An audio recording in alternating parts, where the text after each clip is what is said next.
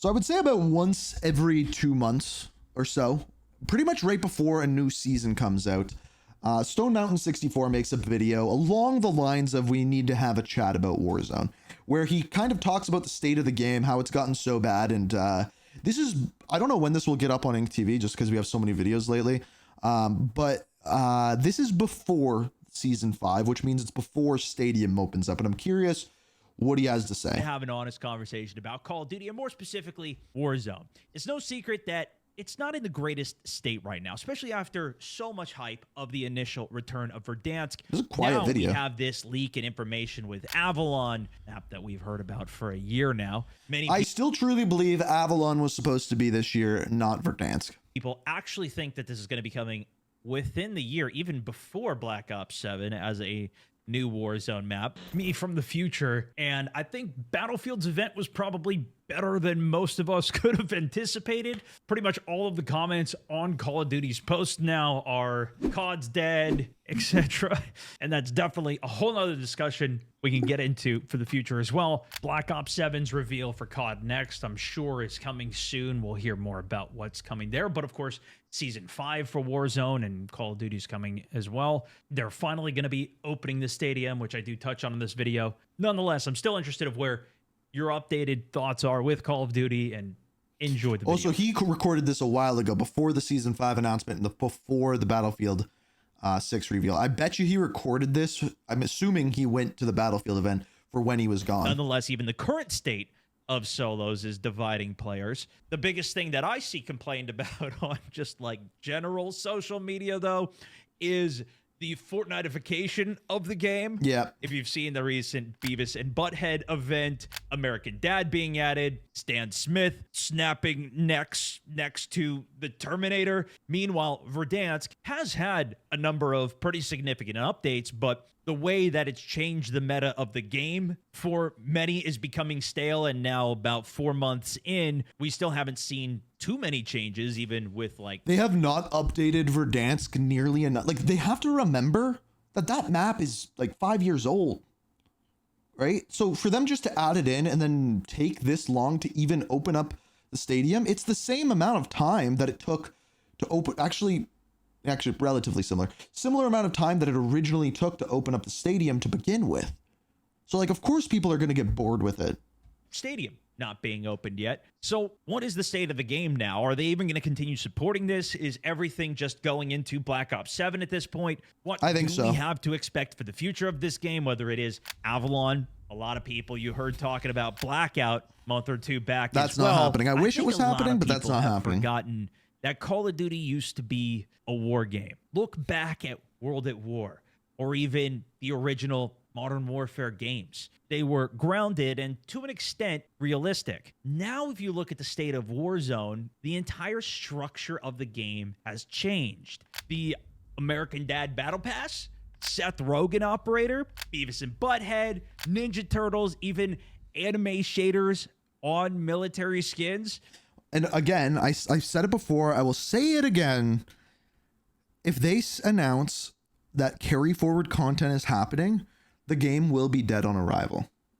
Because then it'll be competing against the launch of Battlefield 6, which is completely grounded and militarized, against still having Ninja Turtles in the game.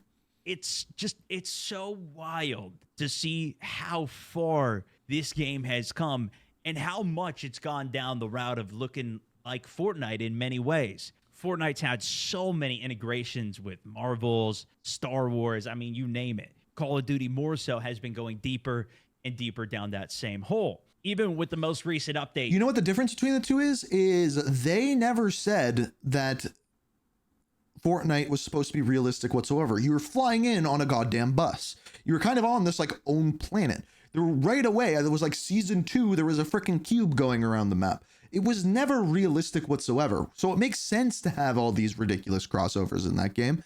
Whereas Call of Duty, it's supposed to be a a Gulf War game.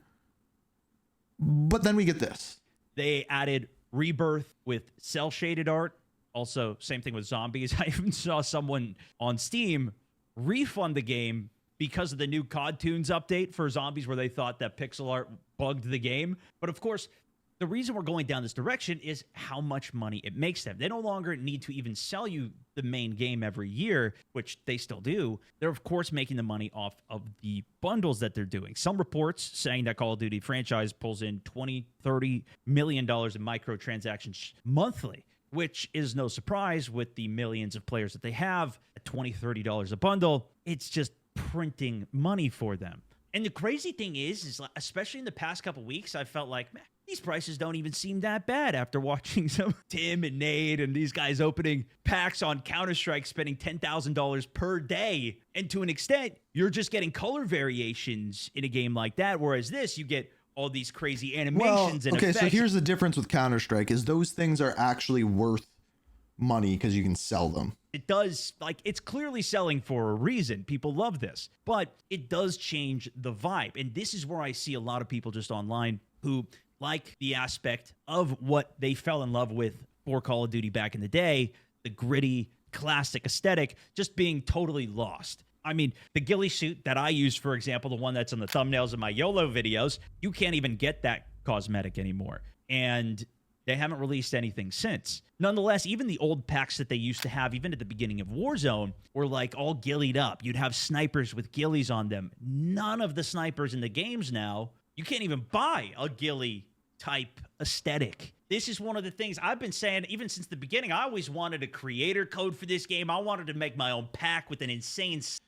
There were creator codes, and at one point they told us we were going to get creator codes, and they didn't. Now, I know a little bit of why. So the way that Call of Duty works is the voice actors, the animation team, the audio team, anyone that works on a bundle will take royalties off of it to a certain extent. And for most of the team, it's not a lot of money. I don't know the exact amount, but it's not a lot. I'm assuming for the voice actor, it's a little bit more. And because those royalties are there, essentially those guys get them instead. They don't want to spend more money on creators or people selling it. I never had a creator code. Some people did, but from what I understood, no one ever made a crazy amount of money like Fortnite creator codes off of it. Sniper, optic, ghillie, grass, bushed up everywhere. Then everybody would want my bush, but it's just, that's not the aesthetic that they're going for anymore. It's totally lost. And to be fair, there's only so much that you could do with those variations, and you have a whole lot of more flexibility, even going down this cartoony route now that they've gone down. That also does change the aesthetic for the game. Even when Black Ops 6 first came out, they were like, no, we're not doing any cross progression with skins. You can't carry forward any of your skins into Black Ops 6 because we want to keep the game and the aesthetic how it is. And you got a girl running around in her pajamas pretty quickly. I think realistically, you know, it's to get everybody to buy more. Even Samantha Max just running around in her pajamas didn't bug me too much. Bundles again. And who knows how long before they do a full reset on all the Warzone skins again, as they've already done. But if you look elsewhere on the internet, whether it's Instagram comments, Facebook, YouTube, it doesn't matter. Obviously, Reddit's always got a lot to say. But there's a lot of people who don't want the cartoon characters, Nicki Minaj, and Diablo in my military shooter game. I also think that's a big reason that there's been a surge for games like Arma, and why I also think there's a lot of potential for Battlefield, and why so many people that even that's 100% why it's so big right now haven't played Battlefield in a while are looking to this game. Oh, was it Gray, the one with the pajamas? I thought it was Max's. Battlefield 6 trailer does drop, so we'll see what. But yeah, you're right. It is Gray. That is like, and talk about that in a future video. But that's where we're at now. You drop into downtown. Well, I'm willing to bet carryover is planned to be happening right now, but I bet you there's a huge internal conversation going on right now about exactly that. Because I'm telling you, if it happens, the game's dead. Like, the game's dead on arrival. Like, would you want to play? Imagine if there was carry forward in Battlefield, and they're like, this is a down-to-earth military game. Well, the thing is even if it's not there, it's gonna piss people off because they're gonna be like, I should be able to carry forward my content. I spent $2 million on all my skins. Screw your skins. Like, imagine just day one Battlefield and you see a Ninja Turtle running around. It's like, okay, we're shocked. And it feels like you're in Times Square, bunch of bright advertisements running around, people maybe grabbing you from behind and trying to take a picture with you or something. It's optional, sure, but when 80% of the lobbies are glowing, the option kind of fades away. And if there's carryover, I'm already predicting this, Ice. that I think the only way Black Ops 7 is going to be able to market itself based off of what it is 1,001,000,000% with zombies. Because that's the only thing that's done well this game. There's been so much discussion where people are like, oh, well, they should put a thing on so you can have it look milsim. So the people who buy the skins don't get to show up. They need to promote those things so people will buy them. They're not going to hide any of those skins, which I think is also a big reason that I don't think they're ever going to go back to Blackout either. But more on that towards the end when we talk about the future here.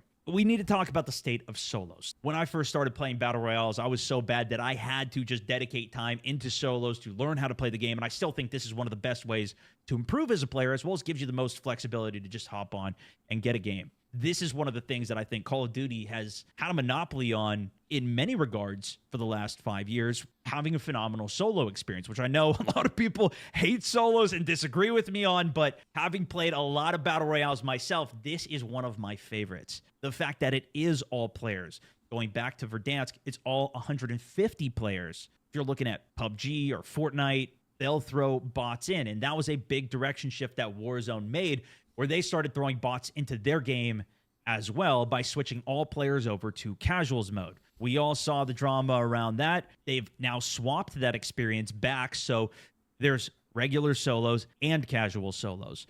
And what they had actually said from the blog post from the developers is that solos normal is their least popular mode in the entire game. And I knew this, again, I've said this a million times, but before they did this update, I tried to play a game of solos, and it took me like upwards of 10 minutes just to get into a solos game. And that was before they added solo bots. Switching it to casual solos tripled the engagement, retention, whatever metrics that they're looking at, the success of the mode. It clearly is something that they are going to keep. They're very happy with it. And I was even saying before that they needed to have casual solos. I thought casual quads was a good addition. I agree with them. I agree with them. Better addition, especially for all of those players that don't want to deal with so many real players and no chance of really ever winning, especially because not that many people play. People that do play are very good, so it's a very high skill lobby typically, even if you're looking at SBMM, whatever. But now by having both of them in the game, what's happened is for a lot of regions, the game is actually just straight up unplayable. South America, Asia, and even Europe during off-peak hours can't get the games to queue, or queue times are just so long that they're sitting there, reportedly at least, for 10 plus minutes waiting for games to start. And even when you do find a game, of course, they can't skill-based matchmake you into anything, so you will have pure sweats in there. Even if it's not the entire lobby playing like it's the World Series of Warzone, you're going to get at least 5, 10, 15 players that are very good, capable of dropping 20-kill games in there. And that is further, I think, at least. I don't think you're wrong, Next Gens. I could definitely see them. So the only problem with this is the rumor is that Black Ops 7 is going to have remake maps from Black Ops 2. And I was going to say, I wouldn't be surprised if Black Ops 7 flops if they release a remake game in like May. But the problem is they can't do Black Ops 2 because if they're doing remake maps, which means the only one they have left is the original Modern Warfare 3, which is rumored to already be done. And it has been done for years. So maybe. Going to be turning players away, which is why I'm anticipating Activision wanting to then fully remove solos again. The good news with all of these bots is that casuals is far faster to queue. You don't need so many players to do it. I also think that they're able to then skill-based matchmake players better as well, which is why I'm assuming these lobbies are doing triple as well as before. I think the bigger problem, though, is that that is not always the case. See, there's still only so many people at one time. And even if there's one or two very good players in a lobby, they are capable of absolutely destroying you. And if you're already in the map, in the mindset, this is going to be more casual, this is going to be a little easier, and you've got somebody who's at an extremely high level hopping in to go into a more relaxing game for what might be for them, the way that they're balancing this, it's not skill-based match made enough. A lot of people are even wanting these casual lobbies to be protected. For example, PUBG has casual lobbies. You can only play in 3 per day you're allowed to go in. Or potentially setting a level requirement. So once you're over a certain level, can't you're get not 'em. allowed in these lobbies. But I think the problem is if anybody's better than you, you're going to call them a sweat, and everybody's at a different point for what that level is. And as soon as you push to another level of it, you're still not going to want to play with the people that are typically way better. You want to play with just a sweet spot of what's kind of in your wheelhouse. I definitely have a lot of time in the game. I am quite good. And I will say casuals is a humble brag. phenomenal way for me to just warm up as well as play with super off meta weapons and kind of just have some fun. That's very as true, well as too. for a lot of people, I think it's a good opportunity to work towards their camo grinds, which I also don't do. But while I'm glad they added the casual mode, I'm not sure, and you guys maybe even let me know if you play solos, if this has made you want to play it more. If you've been a player of solos now, are the queue times much worse for you? I've noticed that for sure. Trying to play a regular solo match, the queue times are much longer than playing the casuals. When I do play regular solos, there's a lot If I go to play regular solos, my queue times are longer than the game.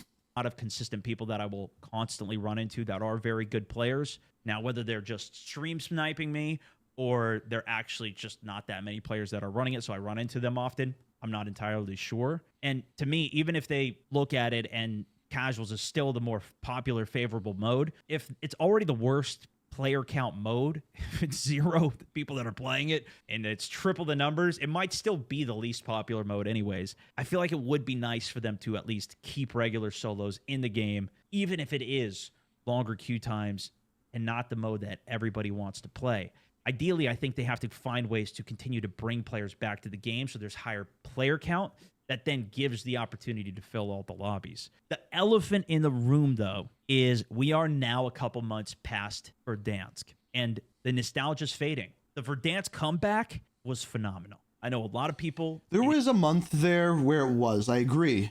didn't like it after that next update that they dropped, but that was one of the reasons I played as much as I possibly could off that first beautiful update that they released. It was actually working. Things weren't broken. The updates they did afterwards, a lot of game-breaking ones. The gameplay felt fresh. The OG nostalgia hit hard, but it's now been 4-5 months since the launch. Stadium is still closed. They've added zip lines and added the essentially Nakatomi Tower new update, which I think actually is a super cool new addition to the map, but they haven't had any of the big events where everybody's all online at the same time for some reveal. Which is supposed to be Thursday.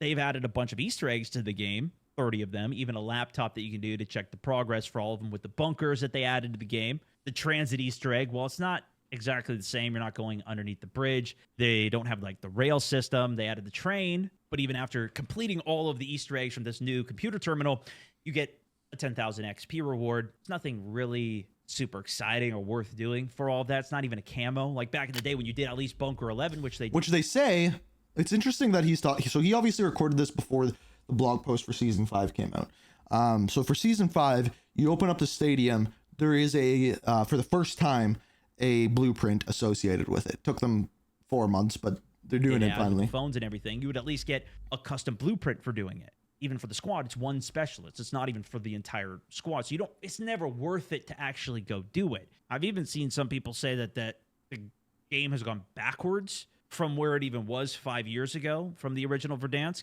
So lame that the stadium is still closed. I was hyped for Verdansk to return, but there's nothing new since launch. And yeah, absolutely. They need to be putting out updates way more frequently for the map. If it's a 5-year-old map, there should be like every 2 weeks something new.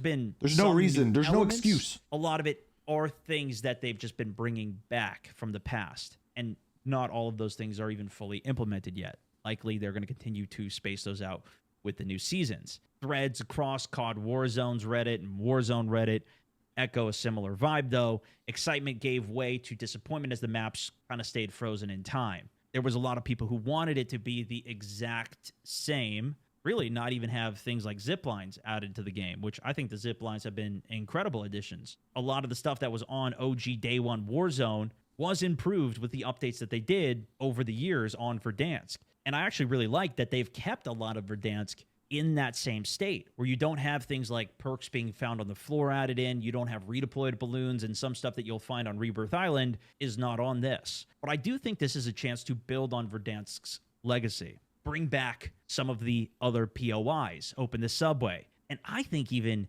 add new locations. I agree. Even if it's for events or limited times. We kind of saw this with them doing it in Urzikstan, where they added Superstore to that map. It was there for a season or two, and then they removed it. Now, technically, they removed it because they reverted the map to an older version of it.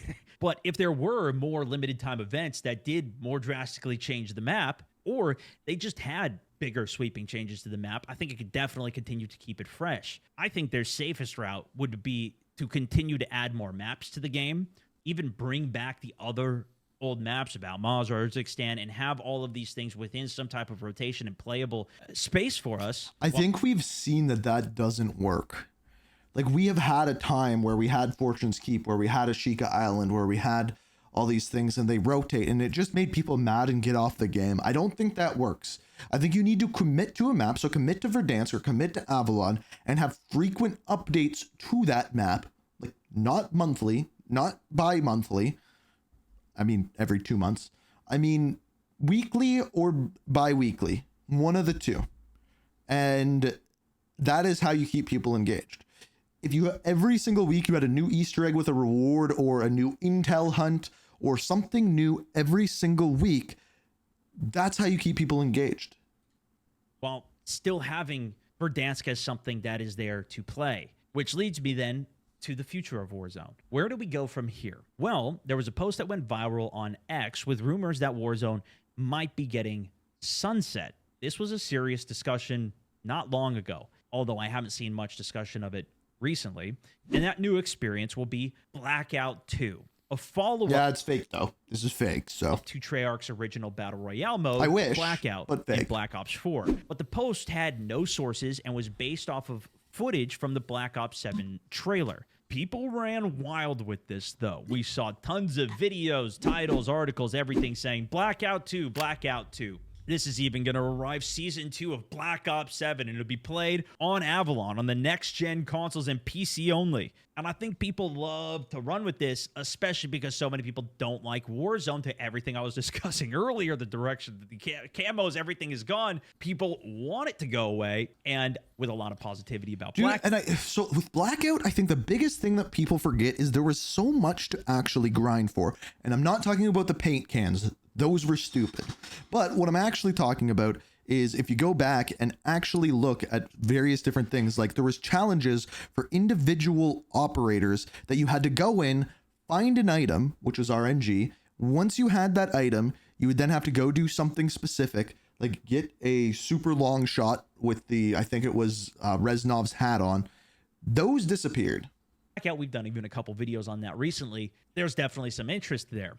Now, what do we actually know about Avalon? Well, we've seen this location in the Black Ops 6 campaign, as well as some of the multiplayer maps in the current game. In fact, this is where we originally saw it a year ago. You could fly outside of the play spaces when you were in spectator cam on these multiplayer maps and see 6 or 8 of the multiplayer maps within Avalon, these being Black Ops 6 maps. They're going to use, I don't think Avalon, unless Warzone really starts to falter, I don't think we'll see Avalon in Battle Royale Warzone. I think we will see it in Outbreak. I think Outbreak will be on Avalon, I think. And even some maps that came in the future, like Firing Range, which was added back, was on this map. WMD, which we still haven't seen on this, which is an old school Black Ops map, is on Avalon, amongst many others. Probably many of these will be in Black Ops 7. There was another moment in the trailer where we can see presumably this map, and was further clarified later that this is for the co-op campaign for Black Ops 7. But understandably, the reason people were talking about Blackout was because of the wingsuits. This was a staple in Blackout. Instead of having a parachute when you're deploying, you skydive in with a wingsuit. You could even jump off of buildings, deploy your wingsuit. My biggest point, and what I was hinting at the beginning of this, is I don't think realistically Call of Duty in any future short-term picture is going to go away from the system that they have of loadout packages, grinding weapons. He's right. And being able to purchase from the store blueprints. Even though I truly believe they need to have a new system, I think like that's kind of every few years in Call of Duty. I want to say 5 years, but maybe 6. They come up with a new system, whether that was at first DLC packs, then it was supply drops, and then it was bundles. They need a new thing to keep it fresh, because the bundles battle pass system, it ain't cutting it anymore. weapons. It's just a too profitable format. Again, this is just my input, my thoughts, but the design that Call of Duty has set up and is successfully profiting on every year is way too good. Blackout, you would just go in, pick a weapon up, find attachments on the ground, build your weapon as you go. You never needed to play the game or grind for anything.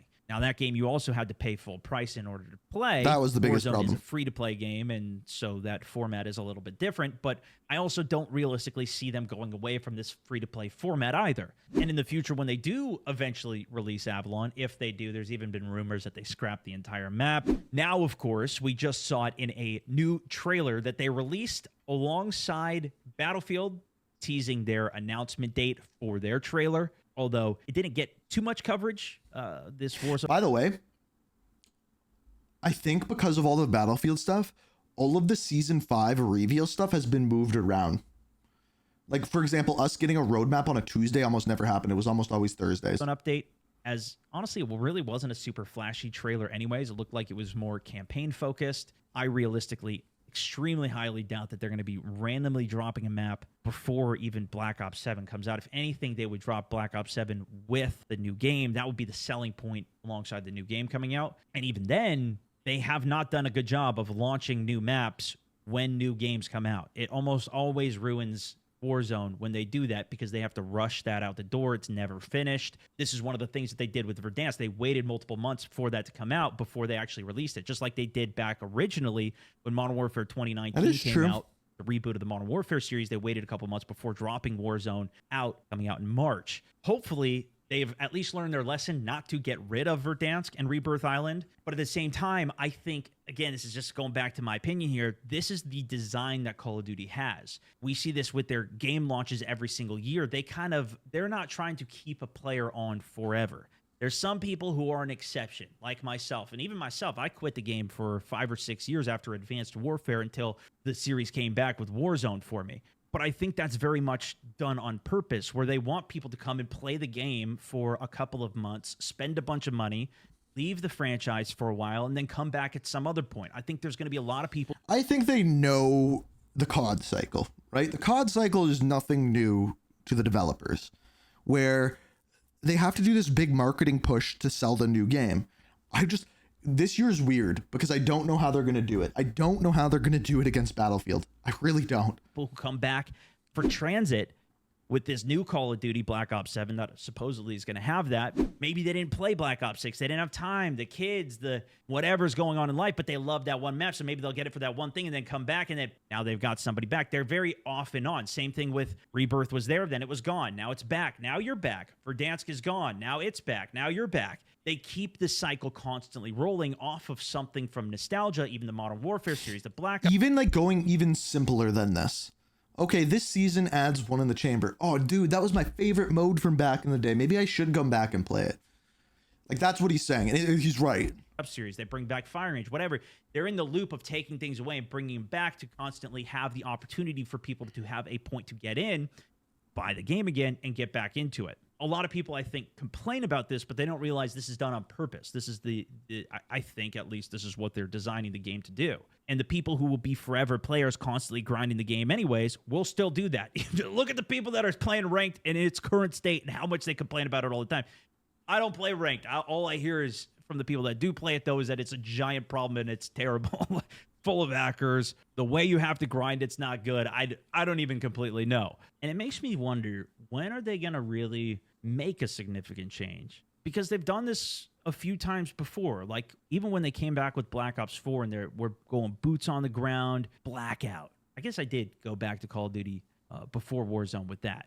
I did play that for a while. That was a big returning point for me. Then I think even more so with Warzone and this new iteration. I know I've heard a lot of rumors of like DMZ 2.0, which I was very skeptical. They are going to be doing that for Modern Warfare 4. I've heard so many leaks about that. On it first, but a lot of the rumors, leaks that I've seen seem to be from credible people that have successfully leaked things in the past too. So maybe there's some credibility to it there. Of course, the direction that I've seen a lot of people talking about extraction shooters lately makes me think that wouldn't really be a great survival point for them. Although I certainly would love it. I played a lot of DMZ, had a lot of feedback on that, but realistically, it looks more like this is going to continue to just be a churn and burn. I don't see that major change happening. And I think I've said it before and I'll say it again. Call of Duty needs something new. And I think that's going to be DMZ2. I really do. I think that implementing a headquarters style thing into that game where you can be in there with a bunch of other people online, trade things, do things like that. I think that'll be the next big thing. A lot of people are happy with that churn of content, always having tons of new, like that's the thing that they do good. All of these things that they constantly bring back and have in the cycle and have in the pocket, they've got their playlists, their formats of things to do that will continue to come back that I think keeps, especially a very casual player, very entertained. And I think this is one of the reasons that, you know, mega grinders of games don't typically like to even play Call of Duty, although again, it has its major grinders, but it very much captures a very casual audience with the way that they're doing it. Even the way that they have ranked in the CDL and stuff, seems like it's like a one big thing per year. The rest of the time, it's, especially for the size of the game that it is, maybe I'm wrong, it doesn't seem like it has as big of a competitive scene as something like even Valorant or Apex or some of these other games, Counter-Strike, where that competitive scene and the esports scene seems like it's like a major part of the game. It doesn't seem as big for that. The craziest thing for me, though, whenever I see ranked and the competitive scene, because I just really watch the major, the final of whatever anything is how different that is from the actual game that's played. I wonder what he thinks of this, because I hate that. I think that's one of the hardest things that gets me into it. Like, I want to snipe if I'm going to go play ranked or something. There's so many things that are banned and just not even part of the game. So agree. It's totally different. It just hasn't seemed as interesting to me having this whole other rule set. Obviously, the most popular game for ranked, there was two. I think it was Black Ops 2 and Black Ops 3. And Black Ops 2 pretty much allowed you to use almost anything. Black Ops 3 had a ban and protect system. And the game was a lot closer to what, or was it Black Ops 4? That might have been Black Ops 4. But anyway, when you could actually use everything, the games work better. It goes without saying, the biggest issues in the game is still the cheaters. But to the same regard, I've been playing so many other games lately, and it is the same problem in pretty much every single multiplayer online game right now. And I think unless you're just okay with the pain of, like, you're going to have games where you're going to run into hackers and lose, and then you're willing to continue, like, that's fine with you, and you keep on playing the game, that seems to be the only way to play multiplayer games right now. That's at least the nice thing for me with Warzone is if I do die to a cheater, I can just instantly queue back in. It's a little bit harder with games that are extraction games, for example. Like I've been playing a lot of Delta Force lately. If I die on there, I'm losing so much value as well. It's not just the BR, it's also all the gear I went in with. That sucks. And realistically, it feels like every game has so many complaints, whether it's PUBG and how it monetizes, which I also finally figured out. I spent a couple $100-200. They have these like progressive skins that you get now. It's wild. Even like Rainbow Six Siege now has some more crazy cosmetics with guns floating. This is one thing Battlefield has to be really, really careful about. When you do inspects and everything, like every single game and every community has got so much that you could find that you can hate about it. I feel like it's almost hard to find games to actually enjoy now, which is one of the reasons that I love doing like the Fast Friday games that I do with the boys, where we just kind of play whatever meme game. We were playing Peak the other day, or Rematch, the soccer game. Like there's still good experiences out there, and I have found ways to enjoy them. Even Call of Duty, people say, how do you even play this anymore? And to be fair, people said the same thing to me when I was in college and all my buddies stopped playing games. At least nobody was playing with me anymore. That was one of the reasons I started making videos. I still loved playing games. I still wanted to talk about it more, find other people to continue to get lobbies with, do these like crazy customs that we do as well. I was just doing some of that even before recording this today. And I think this massive peak that Call of Duty and gaming as a whole hit, and everything hit really in a lot of during ways. COVID, during COVID, brought a lot of people in, but now I think left a lot of distaste of where we're at now. And I think a lot of people have just moved on. They're not even really gaming anymore. The number of people... The gaming industry with microtransactions it will push anyone away. People who even watch my streams are like, I don't even play the game anymore, but it's nice to keep up from watching you or seeing some high-level gameplay, whatever, you know, life. I think that is part of it. I think there's that bigger picture that I'm discussing. And then I also think it is the direction that Call of Duty is going, but I think it's also the industry as a whole is going towards a lot of the, especially AAA games, are very much pumping out as much money as they can. And I get that. I don't think that's going to change, not until at least money goes down. But I do think there is a then major opportunity for these other smaller games to pop up. And that's been one of the fun things to cover For sure. even on my channel in the past year or so. I've been trying to play as many of these just like little games that I can find, or things that Even like something like we were playing like Ready or Not, where it's all based off of, okay, we're going to play through this mission, play through the game, and like each individual mission told its own kind of story. They weren't trying to throw microtransactions or skins or anything like that at me. It was kind of refreshing, honestly. at least catch my interest and we play it and I do a video on it. But I think to wrap this up, talking about Call of Duty, we hit the big moment. That was Verdansk. That was the big Bertha of nostalgia. And I don't know about you guys. Let me know in the comments. Was it fun? Was it worth it for you? I enjoyed it so much. Let's find out what the comments have to say. Activision, sorry, we can't be bothered to do anything about cheaters, but here's Beavis and Butthead. I smell the beginning of a transition to Battlefield 6. Yeah, probably. The lag has been the absolute worst issue for me. Yeah, that's been bad for me too. When I scope in with a sniper, I lag. I'm done with Warzone's stupid cosmetics. And I think, like I said, I think that's going to be what pushes a lot of people away. I think the sentiment that I've heard lately from casuals and from the in-depth community is 1,000,000%. The cel-shaded crap, the cartoons, have like pushed people away, like huge. And on the trailer that we just got for season 5, people are like, well, look at that, they finally remember that this is supposed to be a Gulf War game 9 months later, and now we're getting a futuristic shooter. Crap.